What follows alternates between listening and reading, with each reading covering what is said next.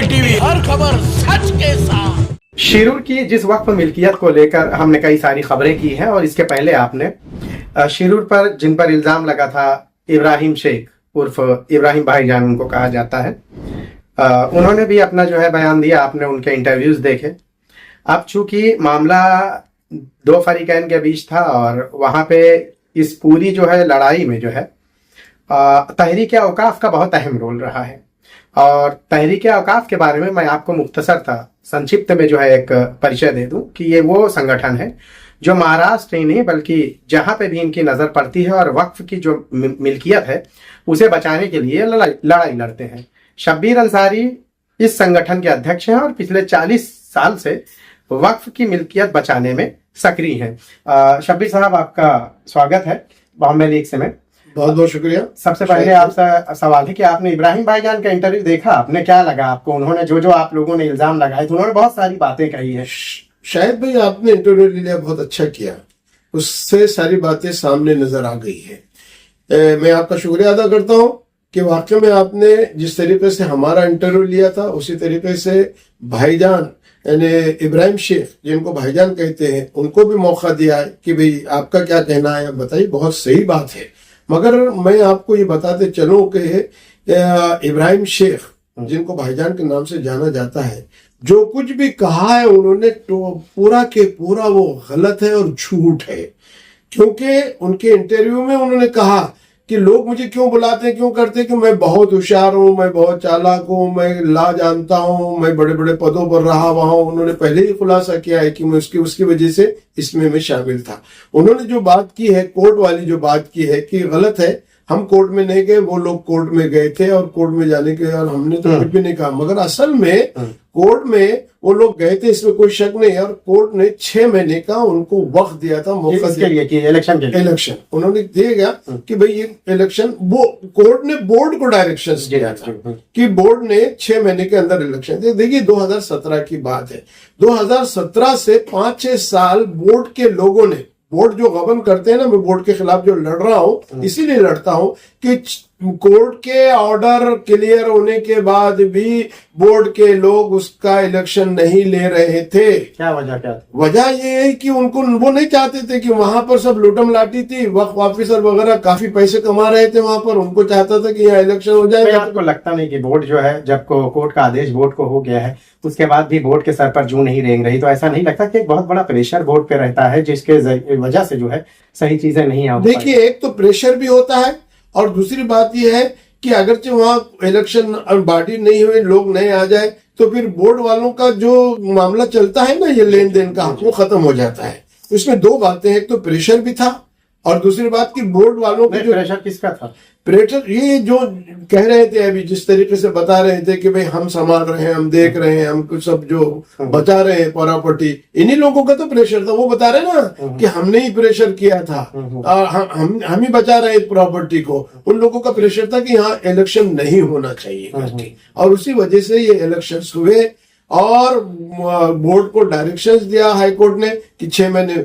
2017 का ये वाकया है। 2017 से 2022-23 तक बोर्ड ने कुछ उसके ऊपर एक्शन ही नहीं लिया और इलेक्शन ही नहीं लिया।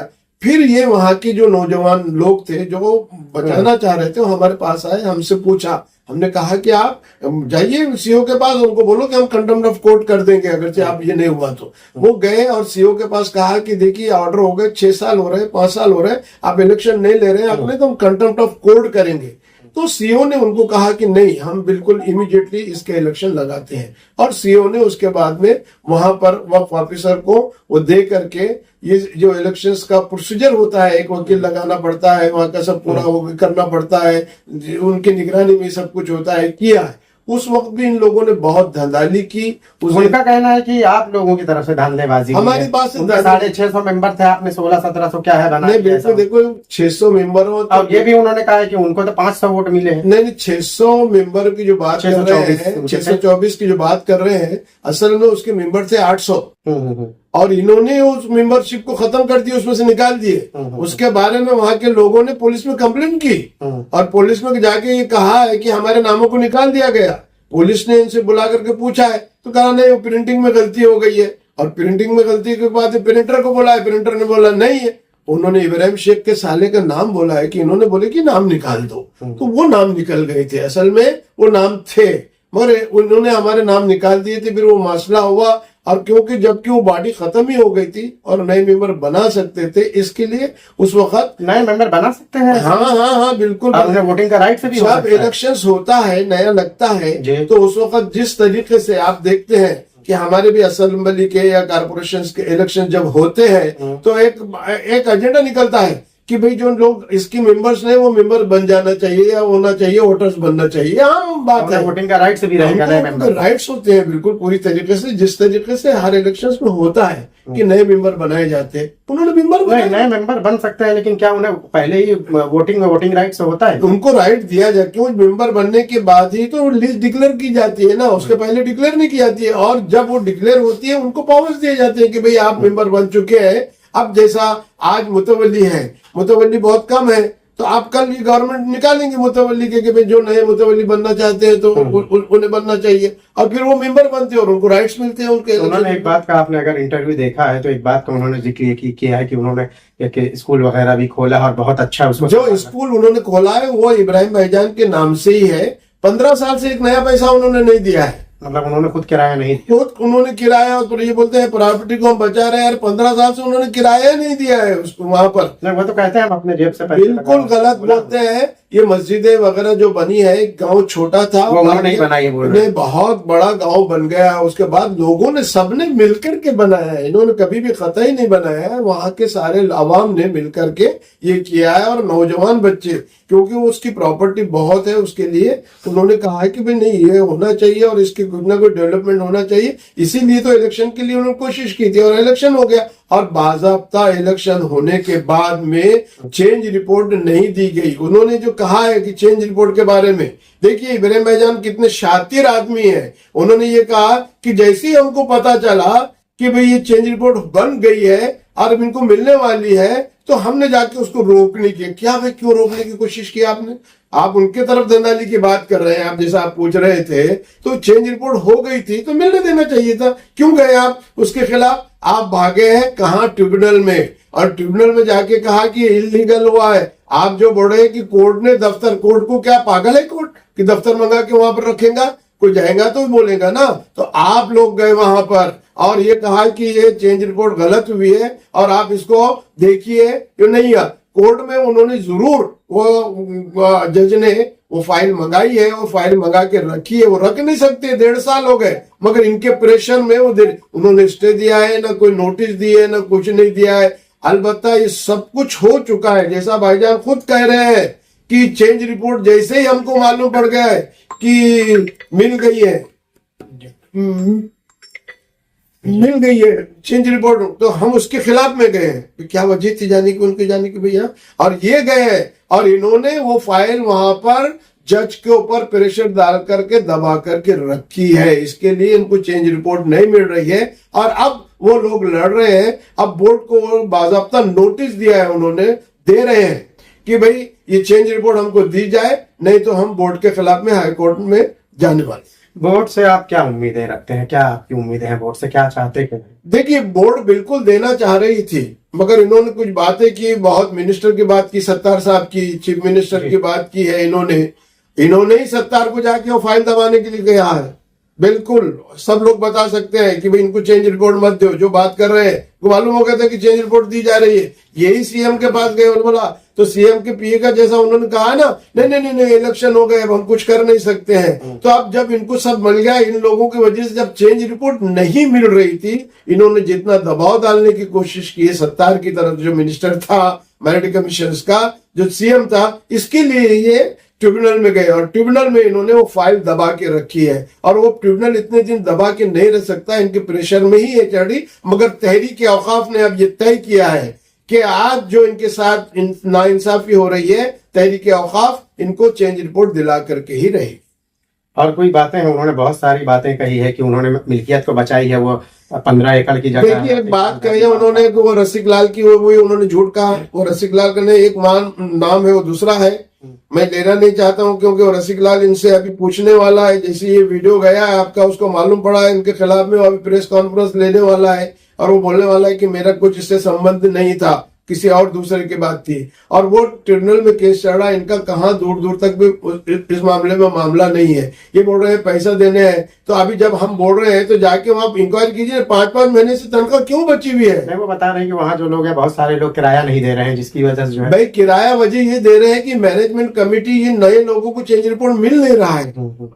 अगर तो इनको मिल जाए तो ये 2 मिनट में किराया वसूल करेंगे जाकर के वहां पर। इस तरीके से इनको वो हासिल करने नहीं दे रहे कि नहीं अभी हमारा है, अभी हमारा है, इनका ही दबदबा है, इसके लिए वहां पर किराया वगैरह जो है इसका नहीं मिल रहा है। और जिस तरीके से जो सदर का नाम बोले, वो भी नाम गलत बोले उन्होंने, इकबाल शिकलगर। अरे इकबाल शिकलगर नहीं, इकबाल सौदागर था उसका नाम, जिसका इंतकाल हो गया है।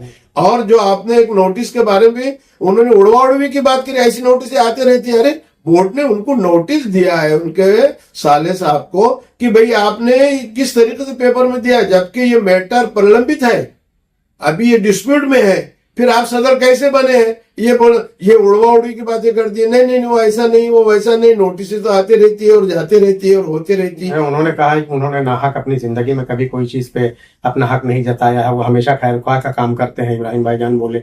और वो फला इस मिल्कियत को भी बचाने के लिए जो है बहुत ही, जब इस मिल्कियत को बचाने के लिए कर रहे थे तो उन लोगों ने कहा और आपने उनको कहा है कि ठीक है, जब इलेक्शन लग गए हैं तो आपने उनको कहा था कि अपन मिलकर के सब मिलकर के बात करेंगे। उन्होंने वो भी तैयार हो, आप अपने घर पर बुलाए और आपके घर पे बुला के दबाने की कोशिश कर रहे थे, 2 लोग आपके घर पर नहीं आए। इसके लिए इलेक्शन हुआ, आप बचा रहे हैं। देखिए जब इलेक्शन हुआ है उसकी तस्वीरें शायद मैं आपको मुबारकबाद देता हूँ, कहां से लाए पता नहीं, आपने बताया मेजॉरिटी के लोग थे वहां पर, पूरा गांव था और उन लोगों ने वहां पर वो इलेक्शन हुआ और वो भी सब लोगों के बीच में उसके सामने हुआ। अगर तो ये प्रॉपर्टी को बचाने वाले होते करते तो वहां इलेक्शन भी नहीं होता और वो लोग तो इनको सर पर लेके नाचते थे कि नहीं ये बहुत कुछ कर रहे हैं। हकीकत एक और है, ये इनका कहना अलग है। इसके लिए मैंने शुरू में जो कहा कि इन्होंने जो बातें की हैं सरासर झूठ है, गलत है। अगरचे ये मैं गलत कह रहा हूं तो उन्होंने तहरीक औकाफ पर और शब्बीर अहमद अंसारी के ऊपर डिफेमेशन केस करना चाहिए। बहुत बहुत शुक्रिया हमसे बात करने के लिए शब्बीर भाई। शब्बीर भाई ने जो है इस पूरी बातचीत में कई अहम खुलासे भी किए। हालांकि इब्राहिम भाईजान को, इब्राहिम शेख जो है, उन्हें इस बात का शिकवा था कि उनकी बात नहीं सुनी गई। लेकिन आपको मैं पहले ही बता दूं कि जब ये खबर की गई थी तो हमने उनको मैसेज भी किया था, कॉल भी किया था, लेकिन उसके बाद भी उनका कोई रिस्पांस नहीं था। जब ये खबर पब्लिश हो गई और पोस्ट हो गई तो उसके बाद जो है वो भागते हुए नजर आए। उन्होंने कई लोगों से इस बात के लिए मतलब कि मुझसे बातचीत करने के लिए कि भाई हमारी बात नहीं रखी गई, इसीलिए उनकी बात भी जो है आपके सामने रखी गई है। अब आपके सामने जो है शब्बीर अंसारी ने जो बातें कही है कि आप देखिए कि शेरूर में ये जो मिल्कियत है, ये मिल्कियत वक्फ की कितनी कीमती है और इसमें जो है बंदर भाग करने की कहीं ना कहीं कोशिश की गई है। हालांकि चेंज रिपोर्ट की जो बात आती है, एक सिस्टम होता है, इलेक्शन के बाद जो है वक्फ बोर्ड की ये जिम्मेदारी होती है कि वो चेंज रिपोर्ट जो है पेश करे। लेकिन हैरानी इस बात की है कि ये चेंज रिपोर्ट जो है कई मतलब कि इलेक्शन के बाद से जो है अभी तक जो है पेंडिंग है।